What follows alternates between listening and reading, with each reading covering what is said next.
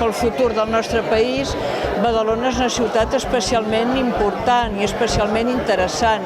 Primer perquè hi ha molts badalonins que somien amb el futur sobirà del nostre país, però hi ha molts badalonins que no, i els volem escoltar tots, no? Volem ser un centre de...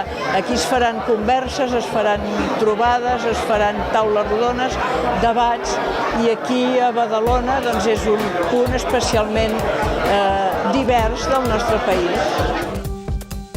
Amb la participació de la gent, escoltant a la gent, que és el que se'ns demana des de direcció de campanya i que és el que portem a dintre. Nosaltres no volem fer un país nou perquè sí, sinó que volem fer un país nou perquè la gent s'hi senti còmoda. I la millor manera de saber si la gent s'hi sentirà còmoda és escoltant-la. Hi ha gent a Badalona que no té ganes de que la gent parli i hi ha gent a Badalona que té moltes ganes d'escoltar. Llavors hem de mirar de fer esforços en positiu, amablement, intentant arribar a tot arreu, i hem cregut que posar-nos al mig del carrer de Mar era una evidència d'això, és l'evidència que volem escoltar a la gent de Badalona. Que molts dels nostres conciutadans tinguin interès pel que hem de decidir el dia 9 de novembre, tinguin ganes d'anar a expressar el seu desig.